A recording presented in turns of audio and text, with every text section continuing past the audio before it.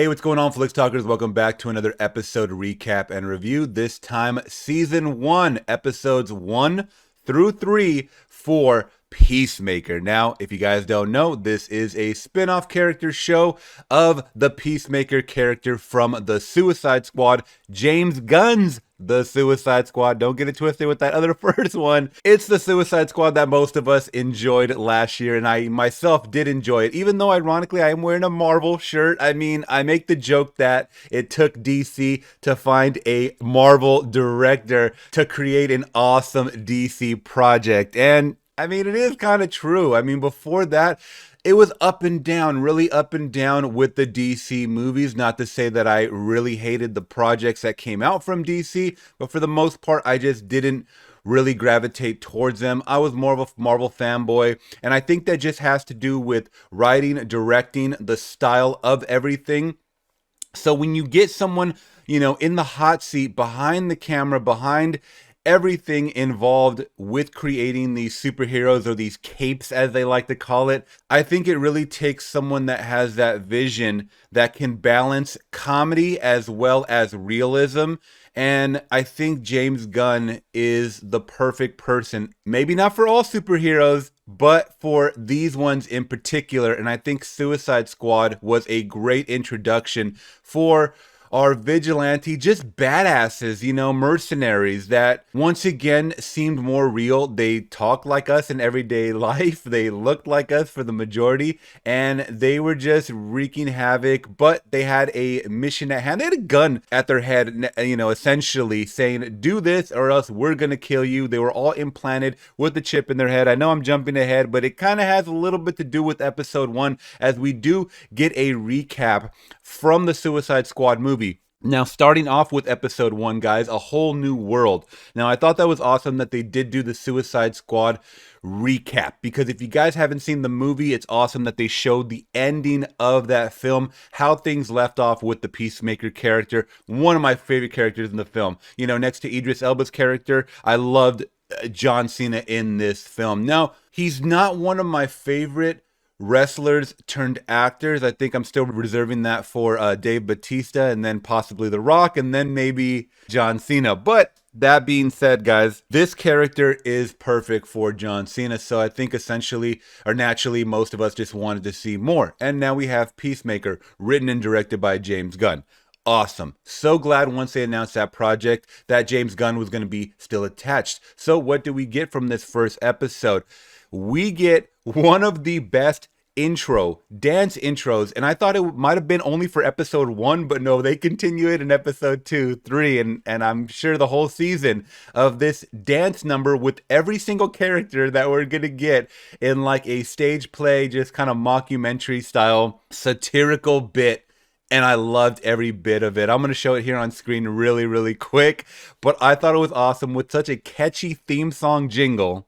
And there's a lot of catchy, music throughout this whole series. That's a whole nother thing as well, which James Gunn loves to do. I mean, if you guys follow him in Guardians of the Galaxy, I mean, I think it's rated, Guardians is like the best soundtracks throughout, all of the MCU movies. He definitely has the best soundtracks for his movies. Now, next up, we're introduced to a character, Clemson Mern, who is another person who's like a Waller character. That aside, this is the only thing I kind of was like, oh, they're going to rehash this again, it's kind of like another Suicide Squad recycled plot, as far as like, hey, you want to evade jail time? Because at this point, he's already, Peacemaker has already spent 4 years in jail. And this is right after the mission of him getting, shot and blown up and all this crazy stuff that happened to him during the whole Starfish project. So after he is out of the hospital, I think they said for about 6 months or so, 6 to 8 months, something like that, he's introduced to this Mern character who he does know about, who he said is pretty much like another mercenary, or someone that's, hires a bunch of mercenaries to do his bidding and take out people pretty much for, your asylum, for your freedom. I mean, this is kind of what it is. But that was the whole plot once again of Suicide Squad. So he agrees to do it because 1, he doesn't want to go to jail, and 2, he still feels that he is this Peacemaker character, fighting for justice, and in a very Punisher way. If people get killed in the melee, it's very, very satirical. But that's the whole thing, is that if you're going into this thinking that you're gonna see a cookie cutter, even like a Marvel, superhero where no one gets shot in the melee. This is as real as it gets when it comes to superhero stuff, and you can't help but laugh if someone accidentally gets killed. So from there, we're introduced to our whole crew as well. Not only Mern, but we get Jennifer Holland as Emilia Hardcore. I thought she was awesome in this series, or in these episodes that we got so far. We get Steve Agee, I believe is how you pronounce it, or Agee, as John Economos, who's kind of like the tech nerd, as well as Danielle Brooks as Latoya Adebayo. I actually really thought she was really, really funny and a very important, we get to see that she is Waller's daughter, but she keeps saying that she's skilled along the way, but we don't get to see what skill she really has. What, she's a driver? Like, we don't really get to see that along the way. But once she has these interactions with Peacemaker, and I'll talk about that in a second, we get to see that she is genuine. And at first I thought it was going to be these overdone characters that you just really get annoyed with, but she started to grow on me a lot. And I feel like, she knows things that the rest of the team doesn't, or she's going to have a little more integral plot than maybe the others. Obviously, you get Economos, who's a tech nerd. You get Hardcore, which is pretty much like the assassin, the badass, once again. You get Mearns, who's like the leader of everything, conducting, and then you got Peacemaker, of course. So it's like, where does she fit in this? So it's going to be interesting to see her journey, other than her just being attached to Waller, Waller's daughter and whatnot. So once again, she did grow on me, and I actually really did enjoy her character. So next up, we have Robert Patrick as Augie Smith. Now, if you guys don't know, man, Robert Patrick will forever be the T-1000 in my eyes. I mean, I was a youngin' when he came out, and he just was such a menace on the screen as the T-1000. So naturally, I just know him as the T-1000 from Terminator 2. But in this, he plays someone who is Peacemaker's father, and Peacemaker, once he gets out, he goes immediately to his father's house to kind of rekindle something that's not there. He's really trying to just win his dad's approval, but his dad even gets mad that he got shot, and that he got picked up, and because he thinks that he's better than that. And Peacemaker is constantly searching for approval from his dad, like, hey dad, I did this. And then the dad's rebuttal is, well, you didn't do it like this, well, you got caught, or whatever, you got shot. And he's constantly throwing jabs his way. He is very racist. We learn along the way as we kind of, jump into the end of episode 2. We get to see that, he's an extremely racist cape. That's kind of the dark, jump into episode 2. Once again, the dark secret that comes out. But, he's just a very vile man that's kind of stuck in the past. He's hanging a upside down flag in the front yard, as we know, is that's a sign of distress, and he's watching some kind of like Alex Jones news type of stuff on the TV when Peacemaker enters his home. So he's very, I can definitely see a man that's set in his old ways, like this character of Augie. So once again, realism to the characters is what kept me watching, what kept me engaged, and I really did enjoy his character. All right, now next up for episode 1, guys, probably the most fun scene or just character in this whole season I think we're gonna get is Eagly. Someone that's completely CGI, I'm guessing. I've never seen a character like this. And Peacemaker's whole embodiment of what he thinks he is, at least, and what he looks like. To me, I thought this character was going to be a joke. I just thought the helmet looked so dumb. And once I started seeing other characters in the Suicide Squad Polka Dot Man, I was like, what is this? Until I actually saw them in action, learned their backstory. And once again, that goes back to great writing. If you can fall in love with these characters that you initially just judge based on their looks, and you have a change of heart along the way, that's good writing. That is really good writing. That's why I give it up so much to James Gunn. He was able to take these characters, these DC properties that I had no clue about, and then definitely make me a fanboy of them. And once again, Peacemaker was one of them, because I judged him. I really did judge Peacemaker with the helmet, I think. And then, of course, the bright clothing. Sometimes it could just be very cartoony, comic booky, old school. I mean, along the way, they're really just poking fun at how tight his clothes are and how just, tactical they aren't. I thought that was great writing once again, and we get a lot of good interaction from Peacemaker and Harcourt. He's obviously, he's talking about he spent 4 years in jail, and he's really trying to just hook up or whatever like that. She's not about it. She shows her skills in the bar when someone's trying to pick up on her. She beats the shit out of him. Awesome scene, and it really just turns Peacemaker on. Then Peacemaker does hook up with a random girl that we think is a random girl in the bar. Turns out that she is some kind of, I don't know if they call the villains capes as well. Actually, no, I think she might have been this butterfly character. Now I take that back. I just remind. So, even though we didn't get to see a butterfly come out of her, which is jumping to the last episode, but we got to see that she was a villain, and she was really, really cool. Her name in the show is Annie Sturphausen, but I thought they were going to possibly give her like a villain name or something like that along the way.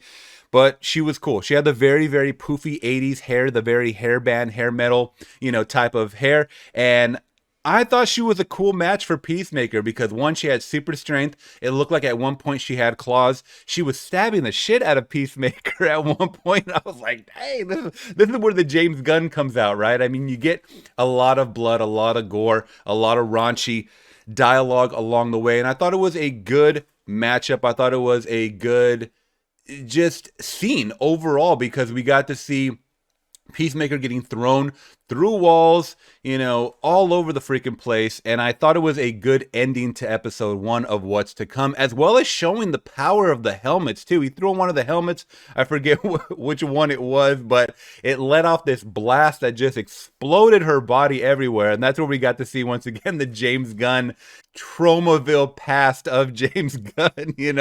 I thought that was awesome. So that was episode 1, guys, entitled A Whole New World. You guys let me know if you guys thought that was a good one. I thought it was excellent. Once again, great introduction of things to come. All right, guys, episode 2 is entitled Best Friends for Never. And it's awesome in the fact that it does lead off exactly where we ended off in the first episode. It's him trying to get out of the building. Actually, it's him starting off at his car, running naked up to the apartment, getting a bunch of the evidence, which he did leave behind because Peacemaker's not smart. He's not really logical when it comes to things. So he is carrying confidential stuff when he's hooking up with someone. So he has to go back to the apartment. And that's another thing too. Going back to the writing. You could simply lay out these scenes like, oh, we can just maybe assume that he left all of, this confidential stuff back in back in his car, back in his I was gonna say apartment, but back in his trailer home, that's his American flag trailer home, basically, which I thought looked pretty awesome as well. But no, they show all of the little minute details leading to him having to go back into the apartment, which led to another great scene, interaction with him and some neighbors, which we also get a call back to later in the episode. I thought that was just really, really fun and genius. Yeah, there's some just wacky banter along the way with the cops and stuff. I think there's a scene where the cop is like dancing in the elevator, like, oh, we about to get some bad guys, And I thought that was just a little over the top. It's like, okay, now you're going wacky, wacky, wacky. But this is the James Gunn stuff that we do kind of love, guys, and we gravitate towards. So once again, I appreciated the dialogue. And to end that scene off, we got to see Harcourt kind of, saving him just by shooting out all the cops and whatnot.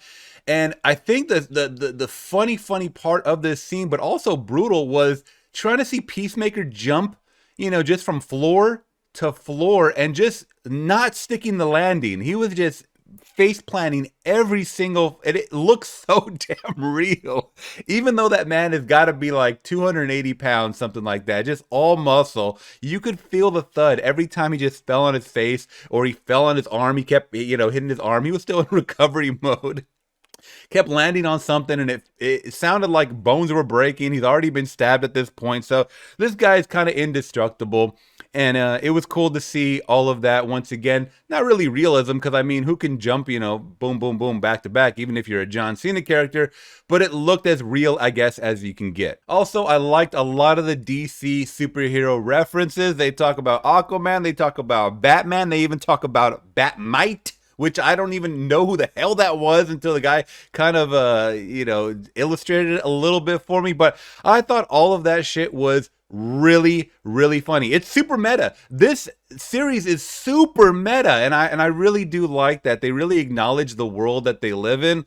I think that's extremely cool. I mean, there's a huge, really drawn out scene with Peacemaker and Vigilante talking about Louis C.K., talking about the Louis C.K. scandal of him jerking off in front of people. Like, this is dark shit that I'm, at least myself, I was freaking hysterically laughing at. And by the way, this is our introduction to Vigilante, which I thought was really, really a cool looking design for the character. I think I'd seen a comic form before I'd seen him, on screen and whatnot. Just a comic book illustration. And I didn't think he looked that cool. He looked more of a sleek, like Snake Eyes G.I. Joe type of suit deal. But then when we got to see him, and hear that voice, by the way, which was very Ryan Reynolds-y. I will just say that. For 1 second, I thought it was Ryan Reynolds, but it wasn't.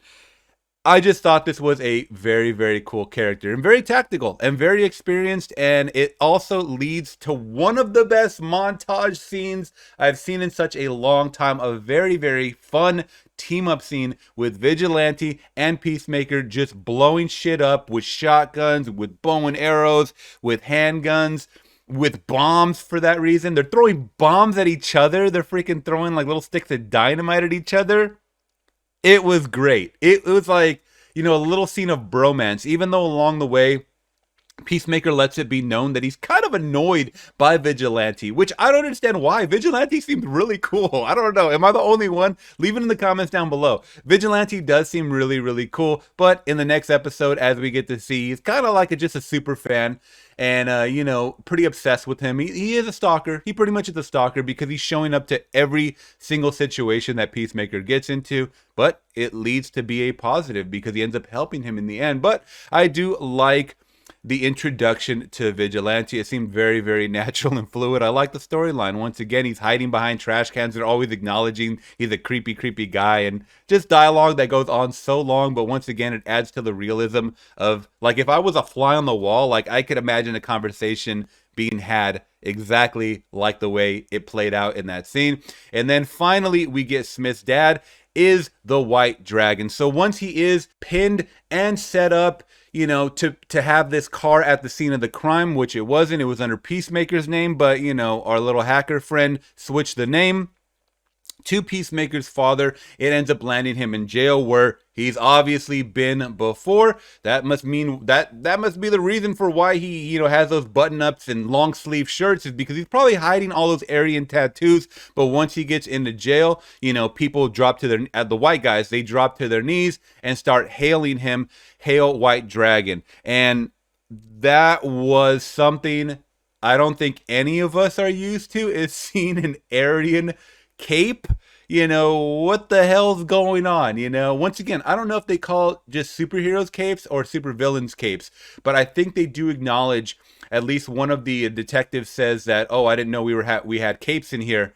So she is talking about him. So I guess all capes are either superheroes and supervillains, but he is the White Dragon, which I can only imagine is some kind of Aryan neo-Nazi vigilante. I don't know. This is something I am very not used to, but hey, bring it on, man. I mean, they had talked about that the father was racist, and they even imply that Peacemaker's racist because of it, but we know that that's not true until we see factual evidence that Peacemaker is racist. They're just, guilty by association because of his father. So that's kind of episode 2, Best Friends for Never. I thought it was an extremely, extremely fun episode, wild and wacky once again, and we got to learn more about the characters and the situation at hand. Once again, you guys let me know your thoughts on episode 2 down in the comments below. I'd love to hear it. All right, guys, now next, episode 3, Better Joff Dead, or Better Goff Dead, where they are going on their first hit, and they're kind of putting Peacemaker to use. I mean, now we've seen Peacemaker kind of in action, just getting in situations here and there. We've got our introduction to Vigilante. Now we're putting our skills to use. Peacemaker behind the rifle. Let's see what he can do. And he freezes. He totally freezes in assassinating the whole family. He talks about it in the movie, The Suicide Squad. I'll take out men, women, children. Doesn't matter to me. I'm hired to do a job. And that's exactly what he says in this series as well. And once again, going back to that scene, he freezes up, he chokes up, and Vigilante is there because he's stalking him, like I had said before. And he says, "Move aside, buddy." And he takes the gun. boom, starts taking them out one by one. Now, I thought that scene was very, very important once again because, yeah, we know that Vigilante is an extreme super fan, but he's willing to kill for Peacemaker. You know, and he's also not willing to make fun of Peacemaker, too. Anybody would make fun of Peacemaker at a time like this. I mean, Mearns even says, he goes, they gave us a killer who doesn't kill. That's important, you know, because this is all wasted time to them if they can't utilize him for his skills, supposedly. Yeah, he could be wet behind the ears, you know, I mean, not working for, well, I guess it would be 8 months from the Suicide Squad is when we saw him last in action after he was in jail for 4 years. So it's been a while. He's a bit rusty once again. So I think he is a little fresh, a little green from touching a weapon or whatever like that. Other than the montage scene. And now I'm thinking about it. He had the montage scene where he was blasting stuff. So maybe it was the whole moral compass of him having to kill men, women, and children, even though finding out that they were alien. They were not of this earth. I thought that was important, once again, at least to the Vigilante character, of showing his dedication and loyalty to Peacemaker. But before he does take out the father of the family, Vigilante gets, the gun kicked out of his hand from Judo Master. And this is our character who, guys, I gotta laugh at just some of the names because, once again, going back to the Suicide Squad, I thought Polka Dot Man was the stupidest name I'd ever heard in my life. I have some cinephile friends that told me, Polka Dot Man, hey, don't sleep on him, man. He's actually really, really cool. So once I saw him in action in the Suicide Squad, I was like, damn, I wish he had a more badass name is kind of what I'm coming down to. But Judo Master, someone that we're introduced to, looks like a teenager, and he's just kicking ass along the way. And I think the height advantage really plays in his favor, even though he's taken down, these 300-pound men, 250-pound men, what have you. He's very, very skilled and quick for that matter. So Judo Master is a force to be reckoned with, just kicking everybody's ass, and then it leads to them being held hostage, Vigilante and Peacemaker, which is a crazy scene where we get to see the dad kind of torturing Vigilante, Peacemaker not even giving a shit, At least I don't know if he's not giving a shit or if Peacemaker thinks this is how he's gonna call his bluff, because he's kind of winking along the way. Yeah, go ahead, cut off his feet. And Vigilante's like, what? He's tripping out. So I think it's he's trying to call, the guy's bluff, but the guy's bluff isn't going to be called, as we get to see that he's starting to cut this guy's toe off with a dull blade. And once again, that goes back to the writing of the twisted James Gunn from Stroma, guys. If you guys know Stroma, once again, they're used to low-budget horror films. So the fact that he wrote in a scene where he has a dull blade, where we get to just hear the crunch and just hear the severing of skin, and Vigilante in pain along the way for what seems like minutes and minutes of a scene, that's like a Saw torture scene, man. I mean, who would write that? Who really would write that unless they wanted you to feel the pain of this dull blade cutting off a guy's toe? And he even says, once they get free, he says, I think he only cut off half of my toe. So that's pretty dark, and even though we didn't get to see too much of it, I felt it along the way. He gets tortured, he gets the freaking jumper cables on his balls, and damn, Vigilante takes a lot of pain in this episode. As well as I forgot to mention, at this point, Vigilante is unmasked, and he's just such a funny character, man. He starts to contort his face so you can't recognize his identity. I thought that was freaking hilarious. But we get to see it is Freddie Stroma as Adrian Chase, who I believe he said that he was the older brother of the stalker kid that we get to see inside of that, I don't know what restaurant, a Chili's or some kind of wannabe Chili's pretty much. But we get to see that his identity is revealed, and that was cool because identity revealed or not, they've already put in work, they've already teamed up together. So I think at this point, Peacemaker has kind of put together that, hey, we can work together because this guy has definitely proven his loyalty to me, which then leads to them getting free and blasting this senator's head apart, man. And once again, Tromaville written all over that scene right there. And then we get to see a butterfly coming out of the face of the man, almost like a parasite that takes over these bodies, some kind of body snatcher type of situation that we have going on here, which then Peacemaker remarks, oh, Project Butterfly. And that's kind of what we got from there. And we're shown a computer screen which has the title up above, Project Butterfly, and it shows an infestation of these butterflies, so to speak, all over the world. So thousands of butterflies are out there, meaning that these episodes are going to go on as followed. And once again, I had a great time with these 3 introduction episodes. I think it's fair to say that most seasons are going to kick off with either 2 or 3 episodes to get people really pulled in. And I kind of like that because I don't have to wait, week to week to get what's coming next, at least in the intro. And these seasons are going to finish a lot quicker, meaning that I get my fill within like a month or so, a month and a half, something like that. So you guys let me know what you guys thought about episode 3 down in the comments below. And what do you guys think of this series so far? We're 3 episodes in. Let me know where you guys rank Peacemaker amongst different shows of DC projects even. Which ones are better? Which ones are worse? And did you guys appreciate the Suicide Squad? And did you guys even think that this character warranted its own series? I'd love to hear it in the comments down below. And if you guys did appreciate my recap and review for Peacemaker episode 1 through 3, let me know by liking the video. It's the best way to support the channel, and it does spread these videos out to those that aren't subscribed. And if you yourself aren't subscribed, consider hitting that subscribe and bell notification down below to join the Flix Talk family today, and always get alerted about my future videos, as next Thursday I will be dropping episode 4 recap and review. All right, guys, till next one, I'm gone. Peace.